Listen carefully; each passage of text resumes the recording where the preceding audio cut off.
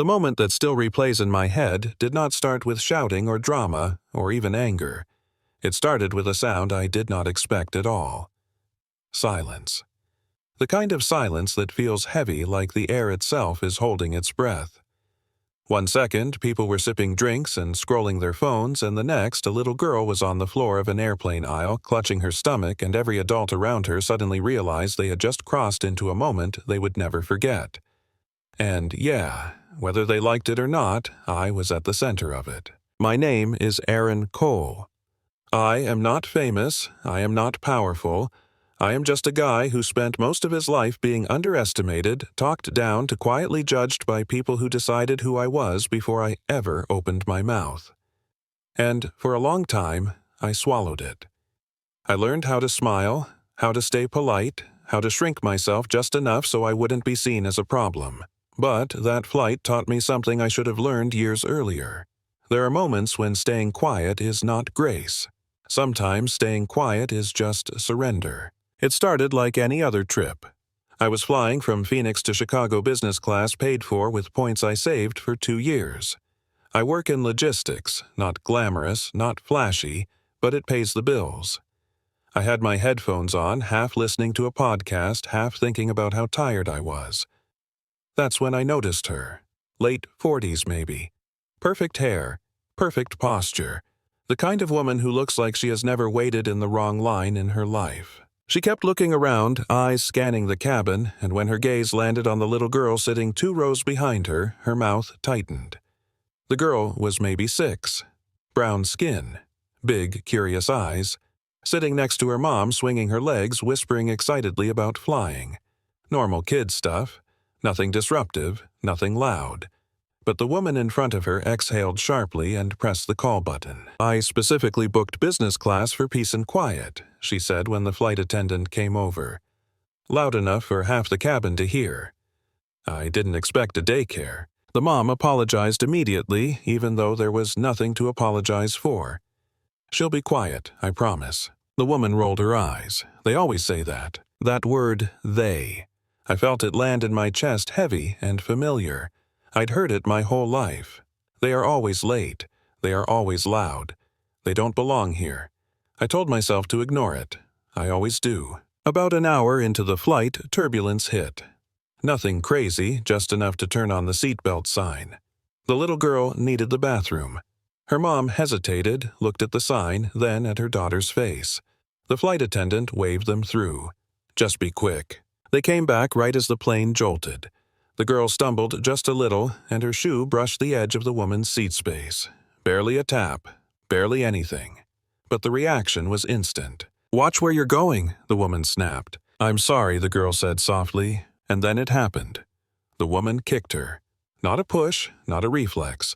A deliberate kick straight into the child's stomach. The girl flew backward and hit the floor hard. That was when the silence hit. Then the crying. Sharp. Panicked. The kind that makes your heart race before your brain catches up. Her mother dropped to her knees shaking, checking her, calling her name. Other passengers gasped. Someone shouted, "What the hell is wrong with you?" The woman stood up, smoothing her jacket. "She stepped on me," she said coolly. I reacted. I felt something snap inside me. Not anger at first. Clarity. Clean and sharp. The kind that tells you exactly what matters. "That was not a reaction," I said, standing up. My voice surprised even me. Calm, steady. That was assault. She turned toward me, eyes flashing. "Mind your business." "It became everyone's business when you kicked a child," I said. My hands were shaking, but my voice didn't move. "Sit down." The flight attendant rushed over, then the captain. The woman started talking fast, painting herself as the victim. The girl's mother just held her daughter, tears running silently down her face. The captain asked if the child needed medical attention. The mom nodded. The girl couldn't stop crying.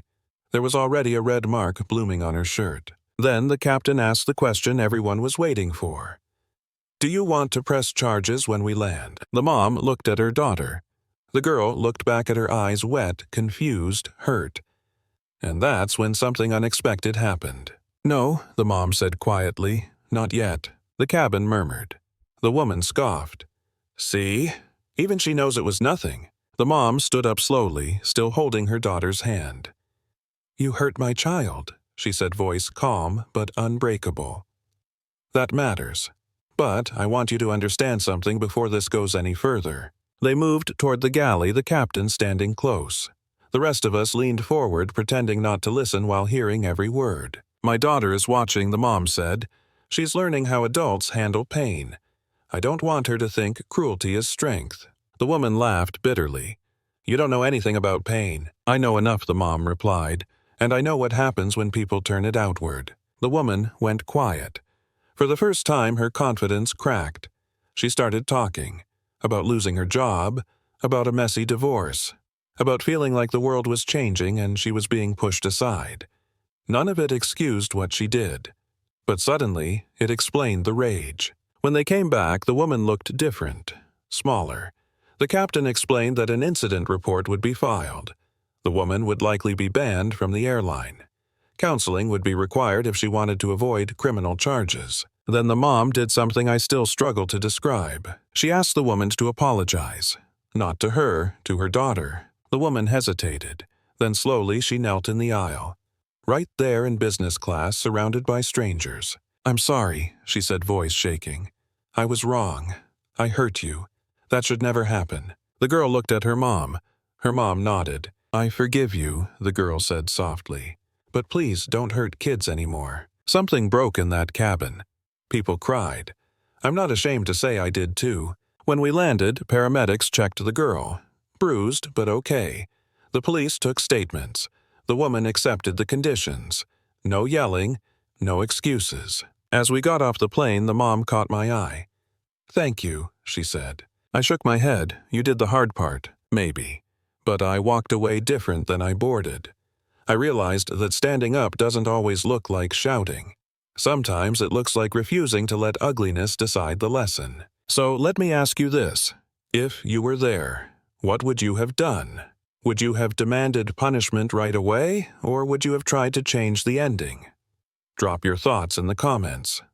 I want to hear them, because moments like this happen more often than we think, and how we respond says everything about the world we're building next.